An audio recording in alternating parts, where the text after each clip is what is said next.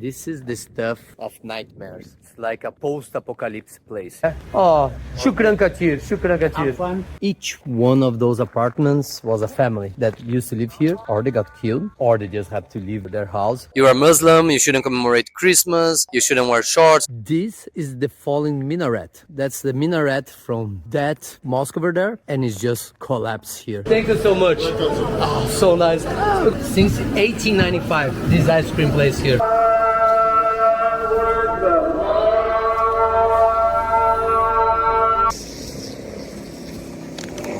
Where different communities, different ethnicities, different religious groups try to live together. Welcome to Damascus, Syria, and you see a lot of those on the streets.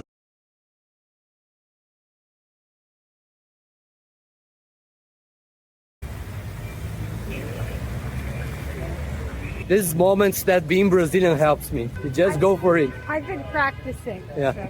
So now we can speak about that billboard we saw with the talk about the women, how they should dress and everything, and we found some more here. This one talks about you are Muslim, you shouldn't commemorate Christmas, you shouldn't wear shorts and everything. It's like preaching a little bit. But what I can say that it's not the government, it's not an official policy of the government. There are some groups a little bit more fundamentalists. Maybe some of them make part of the government, some others no. They put those posters around here in Aleppo and everything. But most people don't care, right? Honestly, like the vast majority of Syrians are like whatever. For one, a ton of them, even if they're Muslim, love to celebrate Christmas. There's Christmas lights everywhere. They like the Christmas trees. It's like, it's not a religious thing.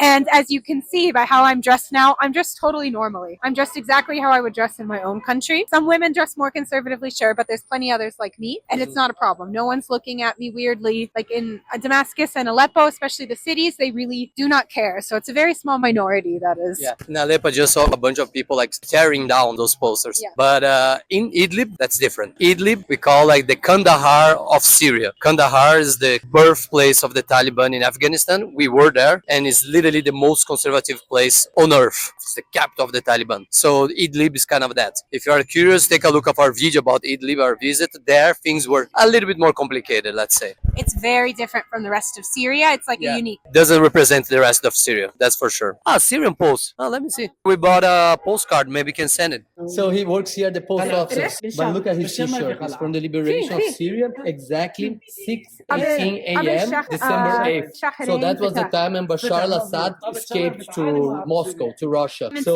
they commemorate with the t-shirt, and was 1 year, 2 days ago, and we were in Aleppo.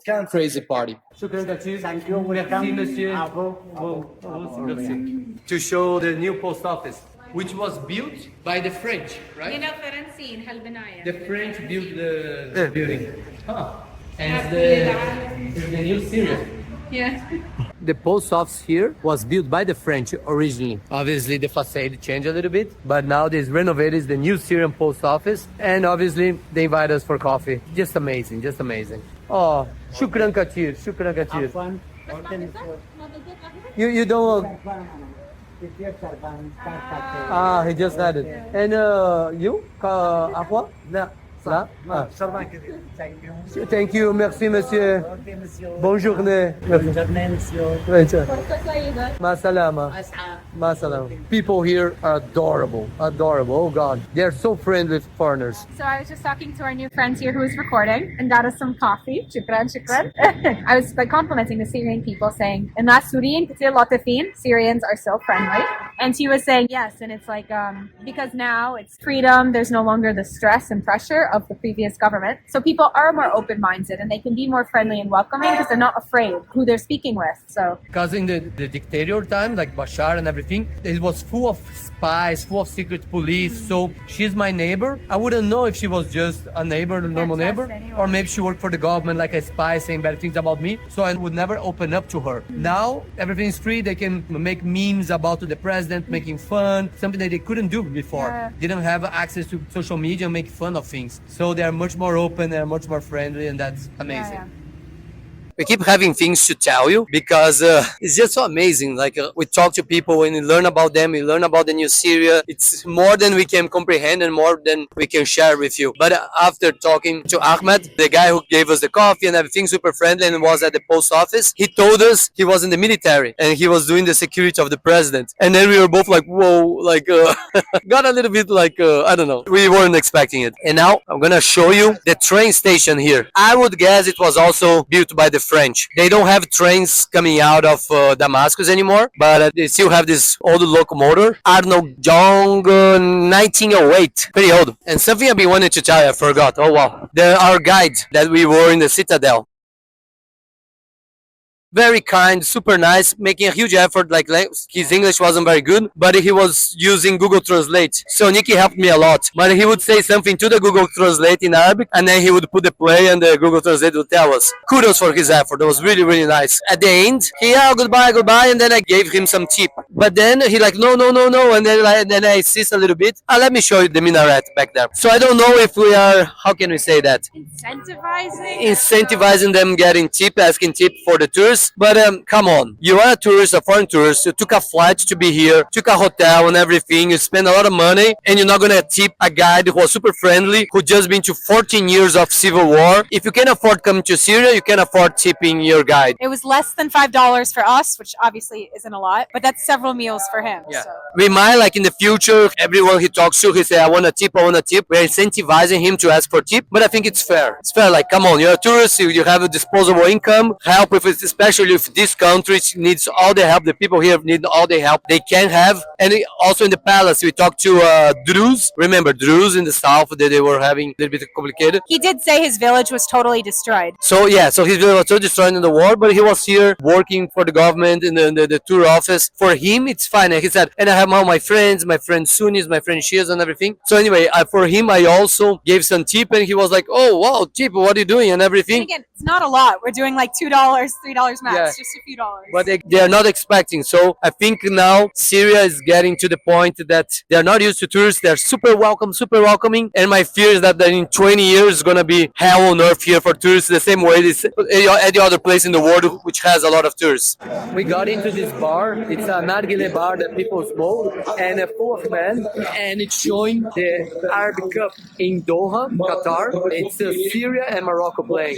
People can see like getting into the game. It's not like Brazil yet, but soon hopefully it's gonna have more support for their team. Do you wanna know more about the white helmets? Take a look at our Aleppo video. These guys are heroes. And now we're in front of the Baghdad ice cream, one of the famous ice creams here in Syria, in Damascus. The most famous. So take a look. It's usually Condensed milk? oh my gosh, we're definitely gonna have that. So it's a pistachio ice cream. So you see all the pistachio here? Like real pistachio. Real pistachio. And as far as I can understand, you tell me, Nikki, what is like a one ball? No sé, Good, and you? Brazil. Shukran Katir, thank you so much.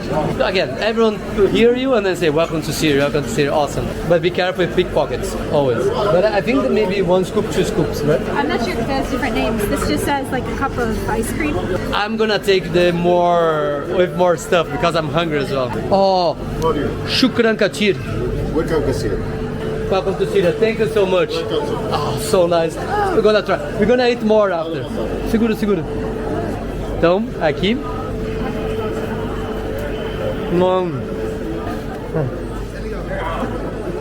Vamos comer? Wow, do que? That's some condensed milk. So they have different ones. They have this one. They have this one. Oh, look at that. E tem outro lá atrás, vamos ver.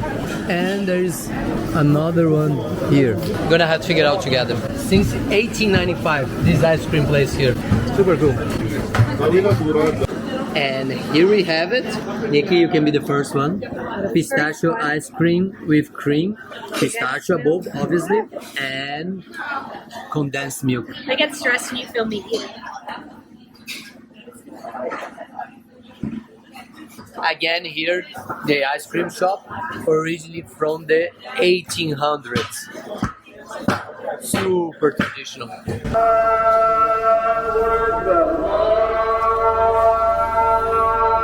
Welcome to the Bazaar during the morning. The Syrians, as a lot of people here in the Middle East, in also Central Asia, and also South Asia, they are not really morning people. They stay up until very late, but then in the morning, sleep.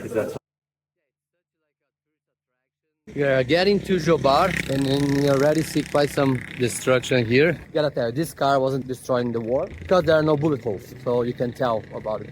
Yes, now I guess we are getting to Jobar, the neighborhood in Damascus, one of the most bombed places throughout the war.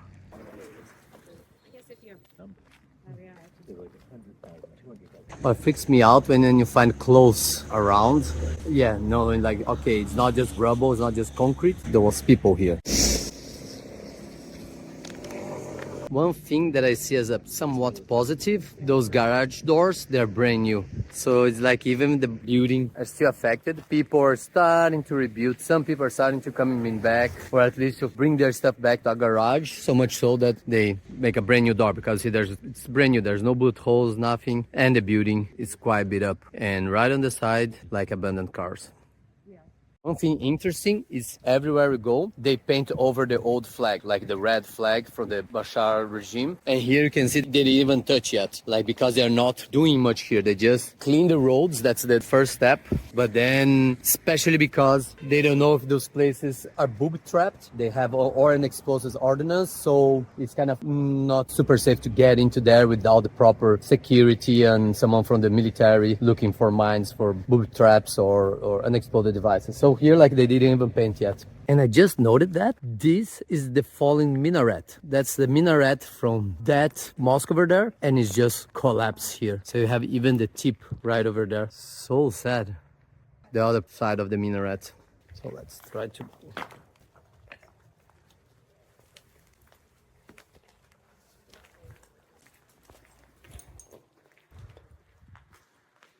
It was a big mosque. That's where the imam would stay preaching. And you can see the bomb holes there on the roof. Tem que tomar cuidado onde você pisa. Por exemplo, aqui eu tenho certeza que não tem nada. Mas like, ali tá um pouco mais afundado. Não sei se eu iria entrava lá.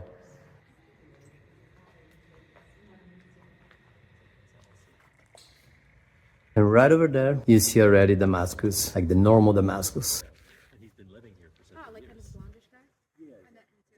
My Arabic teacher knew him. She came to her hotel briefly and she saw him. We are trying to adventure ourselves a little bit around here. And we know there are some tunnels here that the rebels use the tunnels to hide from the bombardment and everything. But obviously we can't venture ourselves inside these tunnels by ourselves, right? That was probably one of the most booby-trapped places. So what we would do, the water tower right over there. If sometimes there's a kid here that say, hey, do you want me to take the tunnels? Give me some money and I take you to the tunnels. But so far I haven't seen any kid doing that here. There's almost no one here. So much destruction. Google had done this great thing. Think about the Russians now in Ukraine. They can't control the skies at all because the Ukrainians have a lot of anti-aircraft weapons, a lot of assets to shoot down helicopters and Russian planes. But here, the rebels have none. So Russia had completely control of the sky and they could keep hovering here as much as they want and bombed as much as they want. You can see the patterns over there on the roof with where the lights would be and everything. So this wasn't a bad neighborhood at all. It was a pretty decent neighborhood. Right here in Jobar, right by the side of the destruction, there is this UNICEF building here. This is brand new. The walls haven't been built now. The painting is brand new. But if you look inside, the warehouse is all bombed. Maybe it was a UNICEF warehouse and now they are building it to bring help to this specific area here. And UNICEF, you know, is for education for children. Maybe they want to start building schools and everything, which would be very positive. Actually, over there's a new building.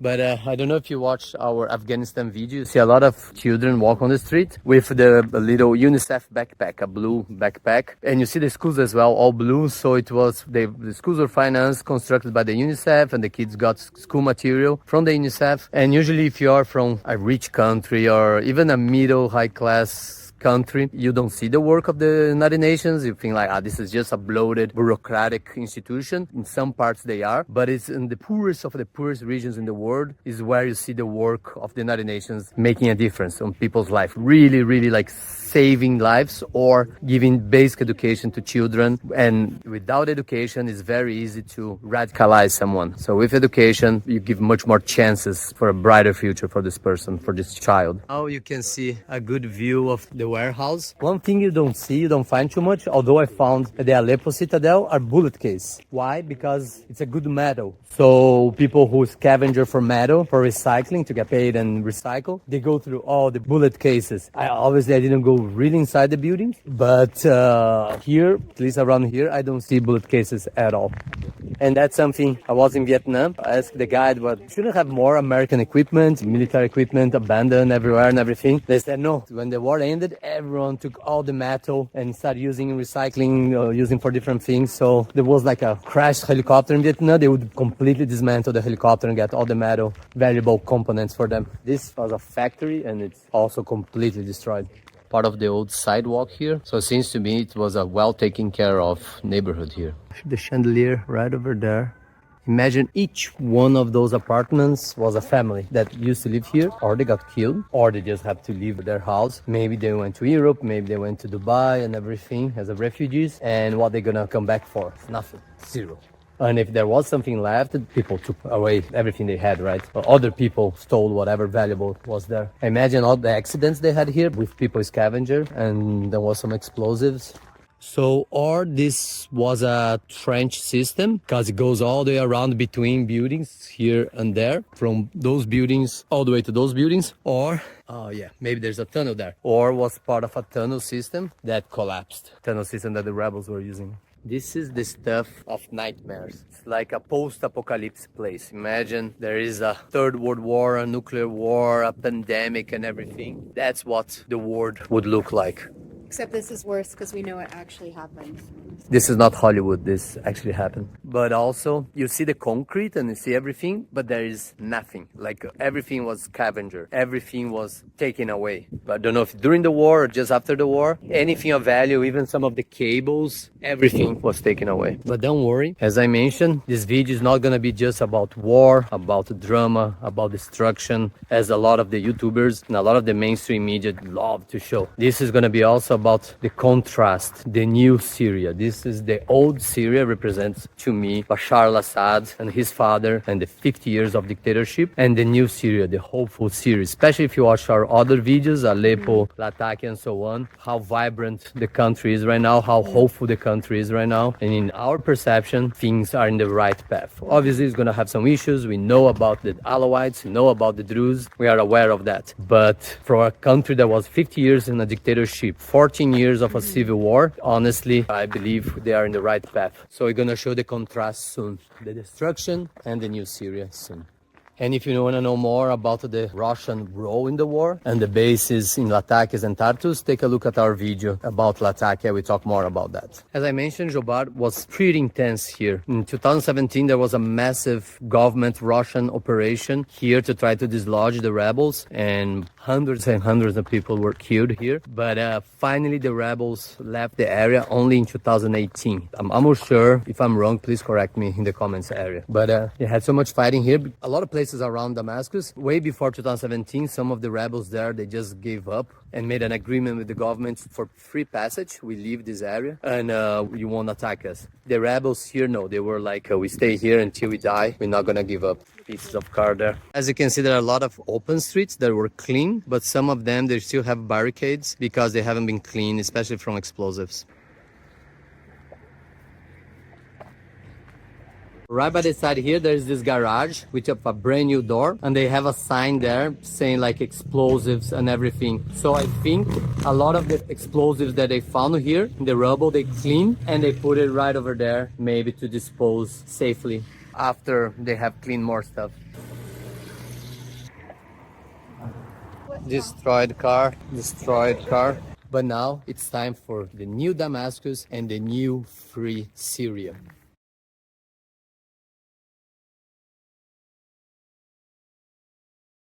And obviously beyond the old town, which is the most touristic part, you have the modern Damascus that look like most big cities in the world. Pro gym here in Damascus, but we went to gyms in Aleppo and Latakia. You can take a look to see what it's like to go to a gym in Syria. I already can anticipate for you. It's like almost like going to any other gym around the world. Latakia was male female. In Aleppo was separated, but better than Afghanistan where we were, where women essentially couldn't go to the gym at all. Honestly, I like women's only gyms, so I didn't. No, but in Afghanistan there was no gym. Yeah, no, I'm talking about Damascus. Yeah, this is inside of stadium and you can see there's nothing there, just abandoned cars. Zone Gym Damascus. And a lot of the military billboards, the new government billboards, like for, I would say propaganda more, like you say. It's like announcements. Announcements. If you want to know more about what do they mean, take a look at our Aleppo videos and Latakia videos. We talk a lot about that. New Syrian flag and a Christian church right over there. And the image of the rat Assad who escaped to Moscow, all destroyed. Oh my gosh, you are so angry. Don't be so angry. Don't be so angry. And this is kind of the third part of Damascus. You have the destruction you've seen. You have the old town, touristic area full of people and everything. Everything's happening there. And this is just a residential area. People walking around, having their daily lives. Quite nice though. Yeah, very calm. We haven't seen one woman wearing hijab. Maybe this is a Christian neighborhood, but super It looks like exactly like this could be in Spain. easily. For Yeah, example. yeah, absolutely. Very calm, very nice. Full of families and kids and everything. Seen compounds before, but this one, geez, like here in Syria, in the middle of the city, looks like a residential stuff, but If anybody looks like- knows what it is, tell us in the comments. yeah, looks like those end of the world compounds. But yeah, if you know, let us know. Very curious. I don't know who used to live there, but even the gate, there is like a painting of the old flag, the old regime. So maybe there were officers and government officials from the old regime living there. There is that guy over there with a plastic Kalashnikov, like chanting and look like they have like a rebel chant. But he's actually, it's a plastic Kalashnikov. So he walking around like chanting and everyone's laughing at him. He still looks scary from a It looks scary, yeah. But I don't know, like it's obviously a plastic stuff. And I guess it's not every day that you go to a hostel and you have like AK-47s Kalashnikov just for like security, I would say, or I don't know exactly why they have it. I asked why and he Or essentially maybe for pictures, but believe me, those are real guns and I saw the bullets. Yeah. Welcome to Damascus, Syria, and you see a lot of those on the streets. We are already here in Beirut, the capital of Lebanon. We wanted to have a conclusion about our Damascus video, but then I saw this image and I love it because it really kind of represents what Syria and Damascus is as well. But you have here in Beirut a gorgeous, beautiful mosque with 4 beautiful minarets, and right on the side a huge Christmas tree and a Christmas market. So I think it's kind of similar to what Damascus is and Syria as a whole, where different communities, different ethnicities, different religious groups try to live together, sometimes not perfectly, but at least they try. And especially now with the new government, only 1 year old, the new Syria, I hope this is going to be true. As you saw it, the narrative, what they were preaching right now, it's in the right direction. Some groups here and there might not be so happy about it, but hopefully if the narrative in the right place, eventually the policies and the results are going to be the ideal ones. And now we are walking here, this beautiful boardwalk in Beirut, Lebanon. We're gonna finally conclude our view about Damascus. There's also this beautiful area called Zaytun Bay. Pretty fancy, I would say. feels very different to be here after Syria for sure. Yeah, like we are just 2 hours driving straight from Damascus to here. It took 6 hours for us to come here because kind of like 5-6 different sorts of transports to be able to come here. But that's another story for another time. I'd like to conclude our Damascus video, which is, I would say, Damascus in a nutshell is what Syria is today. You saw at the beginning of the video, the destruction in Jobar, neighborhood of Damascus, let's say 40 minutes walking from the center of Damascus, and show the contrast between, I would say, the old Damascus, and you can see, extrapolate that for the rest of the country, where there is the old Damascus, the destruction, the dictatorship, 14 years of civil war, and then the new Damascus and the new country, like free Syria for the first time, 1 year anniversary. Hope is in the air. Most people are extremely motivated and hopeful for the future. The difference, for instance, in Aleppo is that at the citadel, you can take a look at our video about Aleppo. The citadel is the main tourist attraction in Aleppo, and right on the side, you can see the destruction in some parts of Aleppo. In Damascus, it was a little bit far away from the old Damascus, the tourist part of Damascus. In general, the center of Damascus was harmed a lot less than Aleppo was during the war. That's why all of the historical sites and stuff are still very much there and present. Exactly, yeah. But I think the goal of this video was to show this contrast between the old Syria and the new Syria, the old Damascus and the new Damascus. We are very privileged to visit many different parts of Syria. So don't forget to take a look at our video about Aleppo, just visiting with locals, like with Nikki's Arabic teacher, but also the 1 year anniversary of the liberation of the country. And we were there. Was amazing. There were military parades. There was like almost like a street carnival. So much energy. So much positive energy for their future. And also we visit Idlib, which is the Kandahar of Syria, the most conservative area of Syria, the rebel stronghold, and it's still a little bit today. We also visit Latakia, the most progressive part of Syria, the most liberal one, very different from Idlib, and obviously eventually Damascus. So if you have any questions, if you have any suggestions, if we said anything wrong and you would like to correct us, please use the comment area. We always get back to you. Also, if you want to visit Syria, let me know. If you need any tips, we've just been there. We can give you a lot of tips about that. That's it. Hope you enjoyed. Safe travels.